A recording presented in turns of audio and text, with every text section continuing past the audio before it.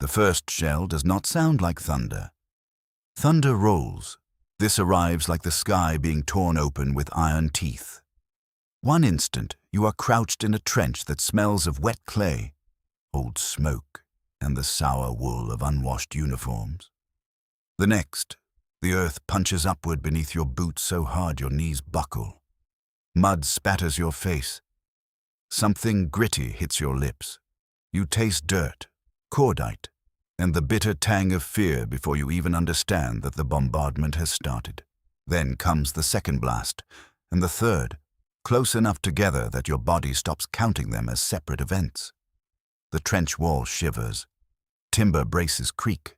Loose soil rains into your collar. Somewhere to your left, a man is shouting, but the words are swallowed by the guns. You hear only pieces of him, a torn voice inside a world that has become nothing but impact, pressure, and noise.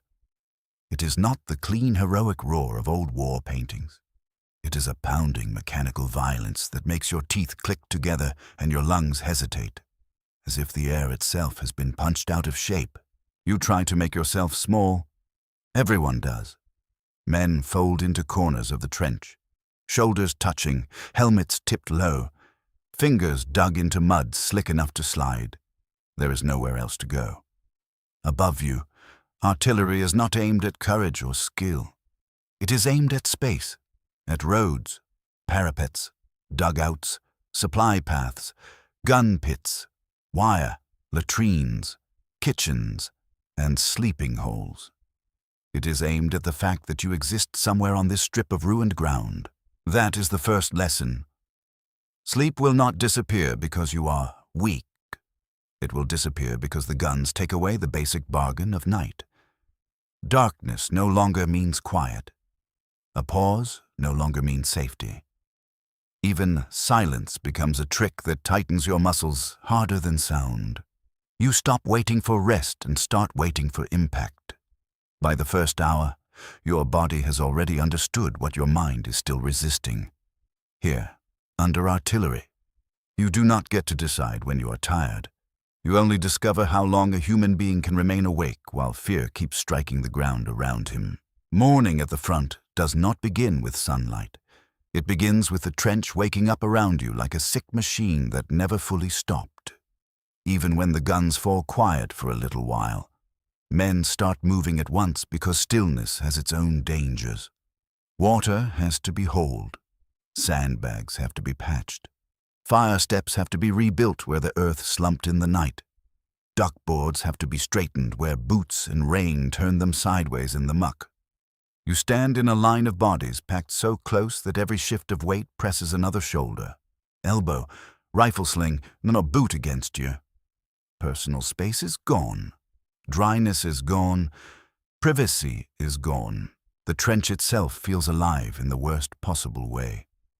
Mud sucks at your boots with a wet gulping sound. The walls sweat moisture. Rotting boards give off a damp, mushroom smell mixed with human waste.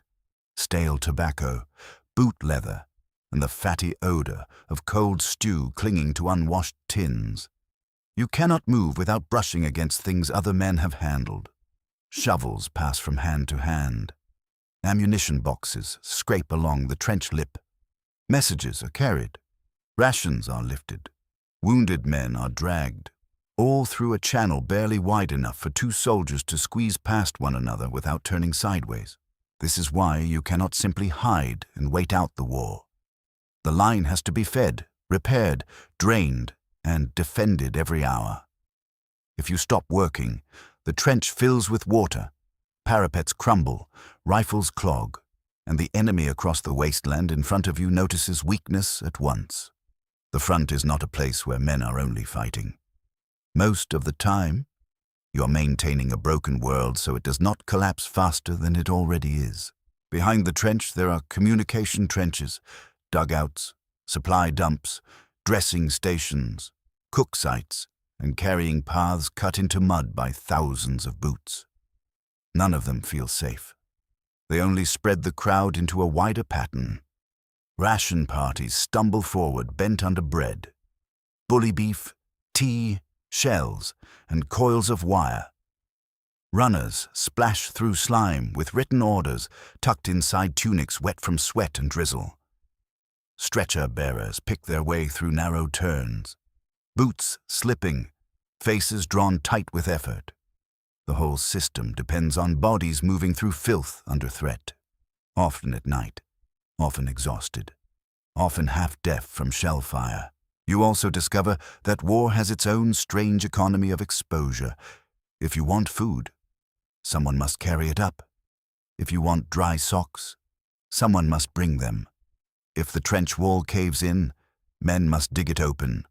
If a latrine overflows, men still have to use it or empty it. If the dead are lying too close, someone must move them. Every ordinary need drags another body into danger. Work does not stop because artillery exists. Work continues because artillery has smashed everything into a condition where even survival is labor. That is how the day tightens around you. Not through one grand attack, but through constant contact with soaked timber, rusted tools, anxious men, and a trench system too crowded to let anyone disappear. You are never alone enough to rest, never clean enough to feel human, and never idle long enough to forget that this entire front survives by forcing tired men to keep touching the machinery of war. By the time food reaches you, it no longer feels like comfort. It feels like a task your body demands from you even while your nerves reject it. Hunger survives shell fire.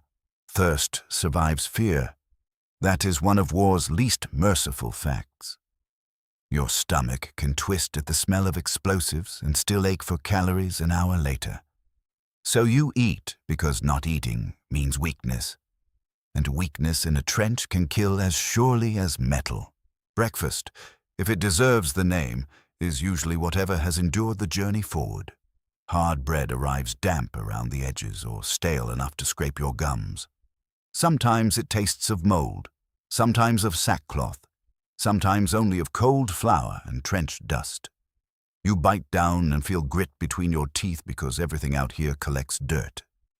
Jam, when available, is less a pleasure than a thick, sweet smear dragged over bread to help force it down. Greasy meat from a ration tin leaves a film on your tongue that seems to mix instantly with smoke already hanging in your mouth. Tea matters more than almost anything, not because it is good, but because warmth and routine can briefly fool the mind into believing the world still has order. The problem is getting any of it to you intact. Ration parties move at awkward hours, often in darkness, often under shell fire, carrying containers that slosh, clank, leak, and gather mud. Bread sacks brush trench walls. Water cans are handled by tired hands, blackened with soil and oil. Cooked food cools quickly, then congeals into something heavy and fatty by the time it reaches the front line. If shells land near the route, men drop what they carry or dive into the mud with it. Dirt enters everything. So does delay. A meal meant for dawn may reach you much later, shaken, chilled, and half buried in the smell of the trench. Water is worse because your need for it is sharper and your trust in it is weaker. Frontline water often travels in petrol tins cleaned for reuse, but not always cleaned well enough to erase the taste. You lift a mug and get not just metal and water, but a ghost of fuel, rust, and stagnant storage. Sometimes the water is cloudy from transport. Sometimes it is merely warm and flat, which in the heat of effort feels like an insult. Still, you drink. Dehydration brings headache, weakness, and confusion, and a man already worn thin by bombardment cannot afford any of them. Alcohol, too, has its place, though not the glamorous one people later imagine. Rum rations or beer are not festival pleasures. They are tools. A burning swallow that spreads false warmth through a chilled chest, a brief loosening of the jaw, a medicinal ritual for men expected to stand watch in conditions that strip away ordinary comforts. Yet even that comfort has irony in it.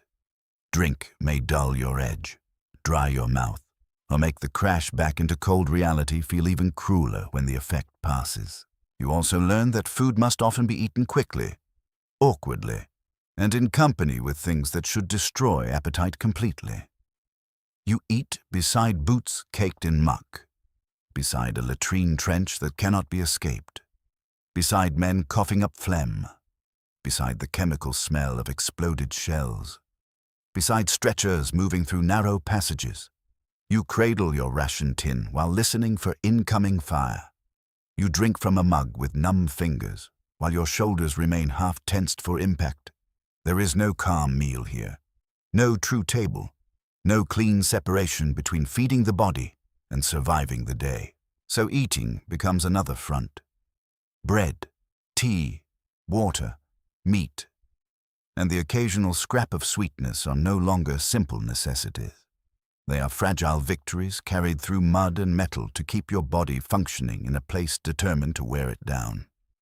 You do not dine under artillery. You refuel under it, quickly and without pleasure, because even terror burns energy, and the guns are always hungry for what remains. Cleanliness at the front is not absent because soldiers are lazy or ignorant. It becomes nearly impossible because the landscape itself is built to defeat it. Water is scarce where you need it most. Dry cloth does not stay dry. Skin stays trapped beneath damp wool, stiff puttees, mud crust, and sweat that cools into a clammy film.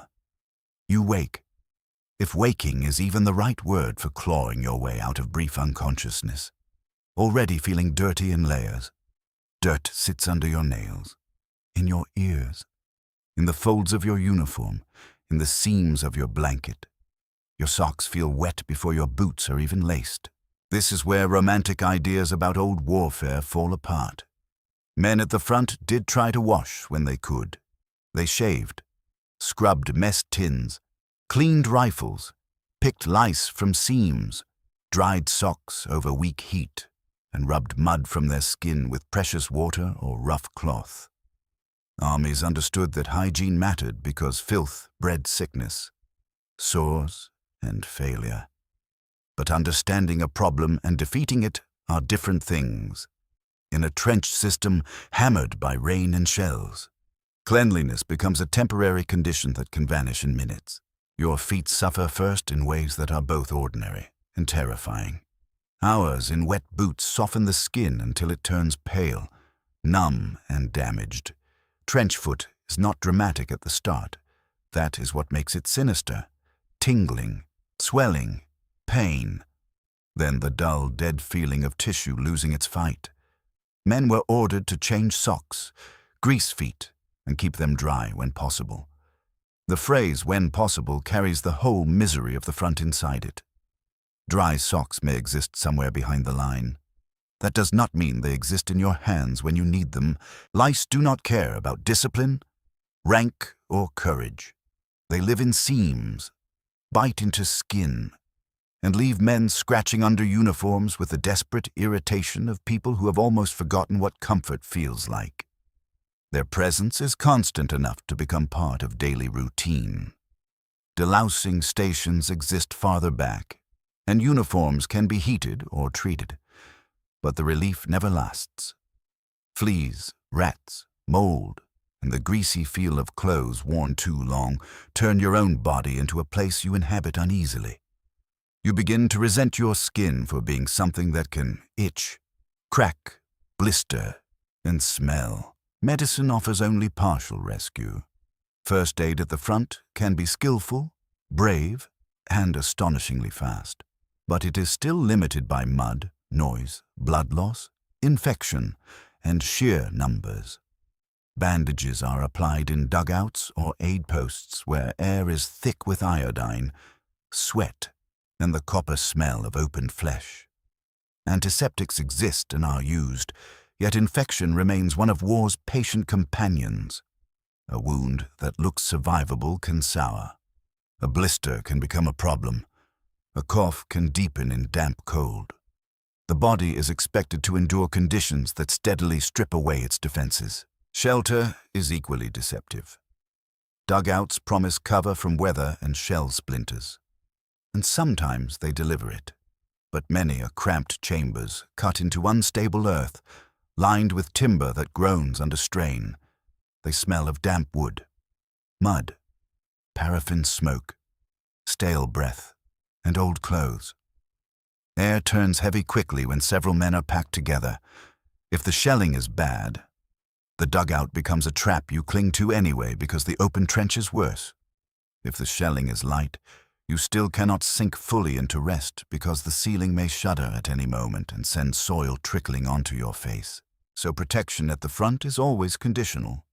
Soap, dry bedding, proper rest, medical certainty, and secure shelter all exist somewhere in theory. Sometimes even in official planning, but rarely in the clean, reliable form your body longs for. Instead, you live inside approximations. A half-wash, a changed sock, a scraped patch of skin dried for an hour, a dugout that might hold, a bandage that buys time. Survival is built from such incomplete mercies, and none of them are enough to return you to comfort. The shell that kills you does not always touch you. That is the truth. Artillery teaches more brutally than any rifle duel. Men imagine death here as a neat piece of metal entering the body, a single violent moment with a visible cause. Sometimes it happens that way. A fragment tears through cloth, skin, and bone with such force that a man drops before his own mind understands what has happened. But artillery is larger than that. It kills by smashing lungs with pressure, by burying bodies under collapsed earth, by hurling timber and stone like weapons, by filling the air with dust so thick you choke while still technically alive. It kills by turning the ground itself hostile. When the barrage settles in, the whole trench becomes unstable. Walls slump, sandbags split, duckboards flip and vanish into muck. Support beams crack with a noise like dry branches being broken by a giant hand. You crouch and feel the vibrations through your knees before you hear the next impact. The earth passes messages faster than air. A deep shell somewhere ahead sends a low animal tremor through the trench floor. A closer one slams through your chest and leaves your heart racing as though it has been struck directly. You begin to understand that your body is listening in places you did not know, could hear. Fragments are only one part of it, though they are horror enough. Steel shears outward in jagged spray, shredding whoever happens to stand where chance places them. The wounds are ugly, irregular, packed with dirt and cloth fibers, and often impossible to treat cleanly in the field. A helmet may save one man while the neck beneath it remains exposed. A sandbag may catch one burst while another arrives from a different angle. The randomness is part of the torment. Skill offers little defense against a rain of metal you cannot see before it is already among you. Then there is burial, which soldiers feared with a special kind of dread. A shell lands close, and the trench wall gives way in a roaring slide of mud, chalk, boards, and broken revetment. Suddenly the space around your legs tightens. Weight clamps down. Your hands claw for purchase and find only wet soil filling your sleeves. Men nearby shout, dig, and yank. But another shell may interrupt them at any second. A buried man does not always die immediately. That is the terror. He may be pinned at the chest, breathing in dirt, hearing others close by. Unable to move while the bombardment continues, artillery makes rescue a race between human hands and incoming fire. Concussion is quieter in appearance and crueler in duration. A blast can leave no dramatic wound and still damage you deeply. Your ears ring until the world turns thin and distant. Balance fails. Vision blurs at the edges. Thought itself starts to arrive late, as if your mind is trying to cross a room filled with smoke. Men in the Great War called it shell shock when the effects lingered in nerves. Voice, sleep, memory, and movement. The term gathered many conditions beneath it. Some physical, some psychological, many inseparably mixed. What matters in the trench is the lived reality. A man may stumble without visible injury, shake uncontrollably, lose speech, flinch at every sound, or sit staring with an emptiness more alarming than panic. The artillery has entered him without leaving an obvious mark. Noise is one of its own weapons. Not simply loudness, but repetition without mercy. The brain expects patterns that end. Storms pass, machinery stops, human shouting breaks for breath. An artillery barrage can continue until your nerves stop believing silence is real. Each blast punches your hearing. Then the next arrives before the body can reset. The sound is layered too. The distant gun report, the rushing incoming note, if you are unlucky enough to catch it. The crack of detonation, the slap of falling clods, the clatter of debris, the cries afterward, human and thin beneath the heavier percussion. After enough hours of this, sound itself becomes contaminated. Even a dropped mess tin can make your pulse leap. Air changes under bombardment. It fills with pulverized earth, explosive fumes, smoke, and the bitter chemical taste of propellant. You breathe through cloth, through your sleeve, through a mouth gone dry, and still the dust settles on your tongue. Sometimes it feels as if each inhale drags grit into the chest. If the barrage has struck latrines, cook areas, corpses, mule lines, or drainage sumps, the smell becomes something more vile than mere mud and smoke. The front is churned together into one foul mixture: human waste, wet clay, blood, rotting timber, dead rats, manure, and explosive residue mingle into an odor so complete it stops being one smell and becomes an atmosphere. The body of a man under shell fire starts behaving in humiliating ways. Hands tremble when he wants them steady. Bowels loosen. Jaw muscles ache from clenching. Exhaustion presses down, yet real sleep becomes physically unreachable because the nervous system no longer trusts stillness. You may crouch in a dugout for what feels like an eternity, eyelids burning, neck jerking with fatigue, only to find that the smallest sound drags you back into instant alertness. Sleep is not denied by choice. It is driven off by a body convinced it must remain prepared for impact at every second. Wounded men deepen the sense that artillery owns everything. A rifle wound usually belongs to one person.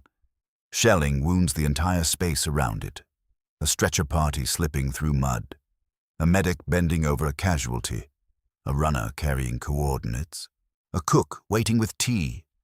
Any of them can be taken in the next blast. That means compassion itself becomes dangerous. To help is necessary. To help is risky. Every act of decency is performed under the rule of chance. And chance is the true commander here. The most disciplined soldier can be buried by a bad section of trench. The most frightened man can survive because the shell lands 3 yards farther away. A dugout that protects one squad on Tuesday crushes another on Wednesday. A fragment takes one face and misses another by the width of a thumb. The modern battlefield does not ask whether you are brave in the old heroic sense. It asks whether your mind can endure a form of violence that never needs to see you in order to break you. That is why sleep begins to vanish completely. Not because darkness is busy, but because the bombardment teaches your whole body that rest is betrayal. To close your eyes is to surrender your watch over chaos. To drift off is to trust earth, timber, and silence that have already lied to you. So you remain half awake, then quarter awake, then stranded in a state that is neither rest nor action, while artillery keeps proving that death can arrive as pressure, dust, noise, collapse, or simple bad luck falling from the sky. After enough hours under shell fire, fear stops feeling sharp and starts feeling permanent. It settles into the body like cold water in boots. At first you expect terror to come in bursts, tied to each explosion, each collapse, each incoming scream overhead. But the stranger truth is that bombardment changes the quiet as well. Silence becomes charged. A pause in the guns does not soothe you. It makes you listen harder. It makes your shoulders rise without permission. It makes every small sound, a cough, a shovel knock, a rat in the boards, seem like the opening note of something worse. This is where sleeplessness begins to alter the self. You do not simply feel tired. You begin to thin out inside. Thoughts lose their edges. Time breaks into ugly fragments. Minutes crawl when you wait for impact, then vanish when fatigue drags your mind into blank patches that are not true. Rest. Faces become difficult to read. A joke sounds too loud. A command takes longer to understand.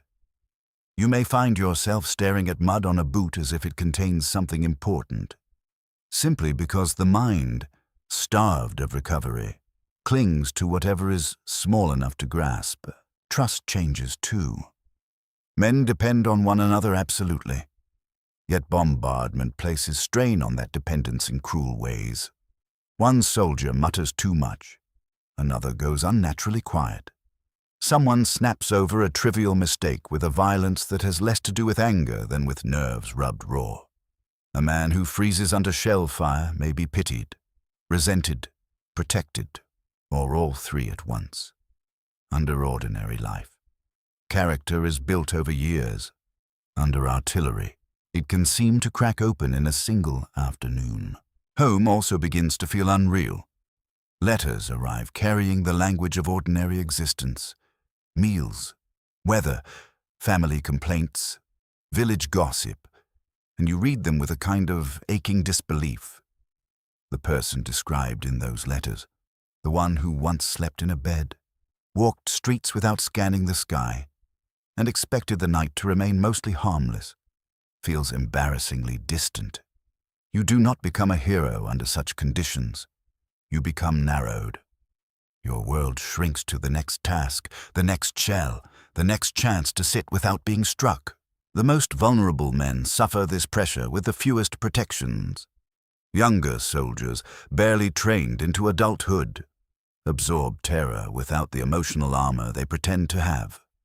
The wounded remain near danger, even when they should be removed quickly. Runners, stretcher bearers, cooks, engineers, and carrying parties all move through the same threatened landscape, often without the false prestige later stories give to combat alone.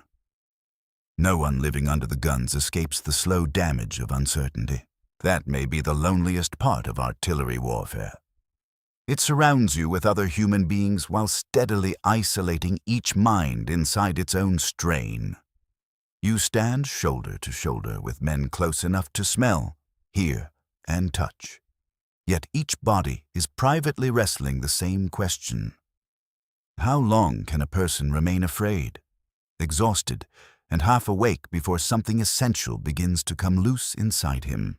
By the end of 24 hours under artillery, the deepest lesson is not simply that war can kill you. It is that modern war can reorganize every part of being alive. Hunger, shelter, hygiene, thought, memory, and sleep all fall under the authority of the guns.